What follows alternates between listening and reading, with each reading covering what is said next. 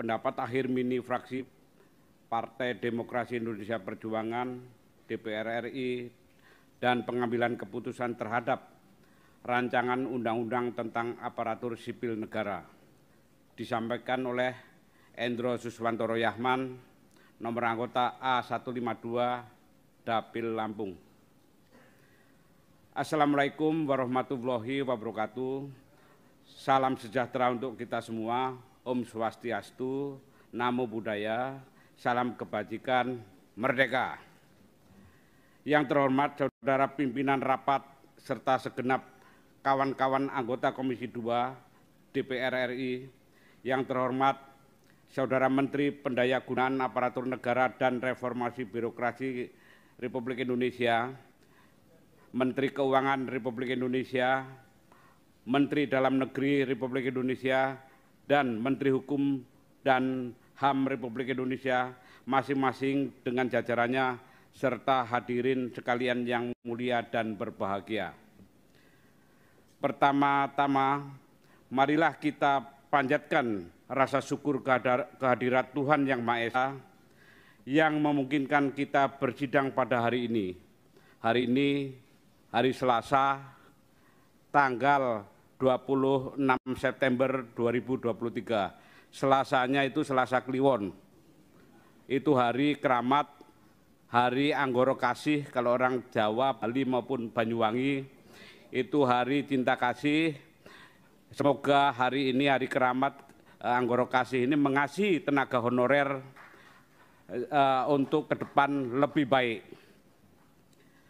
Sidang kali ini dalam rangka pengambilan keputusan pembicaraan tingkat 1, penyampaian pendapat akhir mini fraksi dan pemerintah terhadap rancangan undang-undang tentang aparatur sipil negara.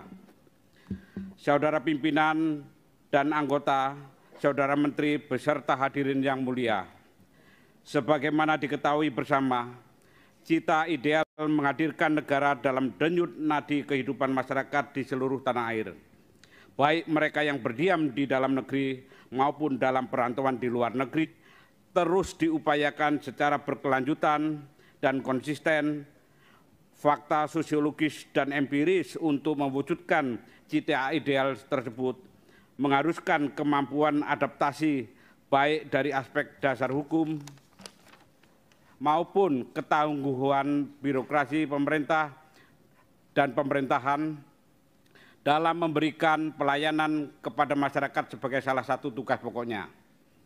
Dalam konteks dimaksud, fraksi PDI Perjuangan DPR RI dapat memahami tersusunnya rancangan undang-undang tentang aparatur sipil negara sebagai usul inisiatif DPR RI yang pada awalnya bersifat perubahan terbatas dari Undang-Undang Nomor 5 Tahun 2014 tentang aparatur sipil negara.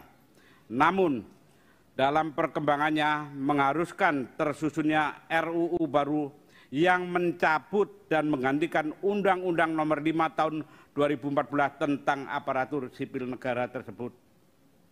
Saudara pimpinan dan anggota, saudara menteri beserta hadirin yang mulia, mencermati pokok-pokok materi RUU tentang aparatur sipil negara, 2 diantaranya berkenaan dengan penataan kelembagaan manajemen kepegawaian dan sumber daya manusia di dalamnya sebagai penggerak dan pelaksana birokrasi. Terdapat perubahan yang tergolong radikal, dalam arti mengembalikan atau setidak-tidaknya mendekatkan kembali kelembagaan pengelolaan kepegawaian agar tetap melekat dengan kementerian terkait atau dapat menjadi bagian organisasi struktural pada kementerian. Hal ini dapat dipahami dan dimaklumi dengan mengingat tantangan pelayanan kepada masyarakat menuntut perampingan organisasi, debirokratisasi, kelincahan, efektif, dan efisiensi dalam mengimplementasikan program pembangunan dan memberikan pelayanan kepada masyarakat. Dengan demikian, tidak bisa dihindari perampingan membawa konsekuensi pada likuidasi beberapa kelembagaan yang sebelumnya ada. Saudara pimpinan dan anggota, saudara menteri beserta hadirin yang mulia, Sedangkan berkenaan dengan penataan kepegawaian atau sumber daya manusia di dalamnya, salah satunya terkait keberadaan tenaga honorer atau non-ASN yang membutuhkan kepastian hukum untuk diberikan atau mendapat status sebagai PNS atau P3K, dua nomenklatur ASN yang tidak mengenal istilah honorer. RUU ASN hasil pembahasan telah memberi ruang kepastian hukum untuk menghindari penghapusan massal tenaga honorer yang ada dengan perluasan keberadaan P3K menjadi P3K penuh waktu dan paruh waktu untuk dapat mengakomodir tenaga honorer yang ada tersebut. Selain itu, tenaga honorer yang ada tetap mendapatkan alternatif kesempatan menjadi PNS sebagai layaknya warga negara yang melanjutkan atau memberikan pengabdian diri sebagai ASN terutama PNS. Rancangan undang-undang tentang ASN juga memberi batas waktu penataan dan penyelesaian pegawai non-ASN atau nama lainnya termasuk di dalamnya tenaga honorer selambat-lambatnya Desember 2024. Juga adanya larangan instansi pemerintah mengangkat pegawai non-ASN atau nama lainnya selain pegawai ASN sejak undang-undang ini berlaku. Meskipun dalam rancangan undang-undang tenggat waktu dan larangan tersebut tidak diikuti dengan sanksi jika seandainya instansi pemerintah terkait gagal atau tidak memenuhi ketentuan tersebut, namun fraksi PDI Perjuangan DPR RI memiliki harapan besar agar ketentuan tersebut diindahkan dan dilaksanakan dengan penuh amanah dan tanggung jawab. Bagi fraksi PDI Perjuangan DPR RI, inilah sebenarnya salah satu urgensi awal perlunya dilakukan perubahan terbatas Undang-Undang Nomor 5 Tahun 2014. Saudara pimpinan dan anggota, saudara menteri beserta hadirin yang mulia.